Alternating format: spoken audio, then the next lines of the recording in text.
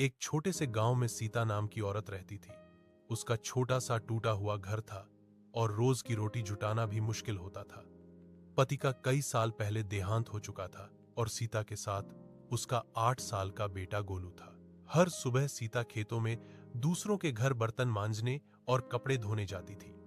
कई बार उसे पूरा दिन मेहनत करनी पड़ती, लेकिन बदले में बस कुछ रुपए या बासी रोटियां मिलती।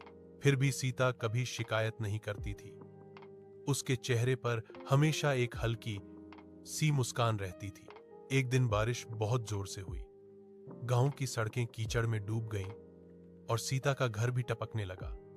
गोलू ठंड से कांप रहा था।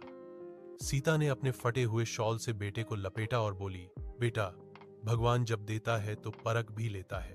हम हार नहीं मानेंगे। अगले दिन सीता को काम पर नहीं बुलाया गया, क्योंकि गांव की औरतों ने कहा कि तू भीग जाएगी, बीमार पड़ जाएगी। लेकिन सीता हारने वालों में नहीं थी। उसने घर के बाहर मिट्टी से छोटे छोटे दिए बनाना शुरू किया। शुरू में कोई नहीं खरीदता था, पर उसने हार नहीं मानी। वह रोज मिट्टी से दिए बनाती और मंदिर के बाहर रख देती। कुछ भक्त उन्हें देखकर खरीदने लगे। धीरे धीरे लोगों को उसके दिए पसंद आने लगे।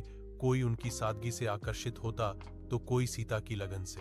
1 साल बाद जब दीपावली आई तो पूरे गांव ने उसी के दियों से अपने घर सजाए।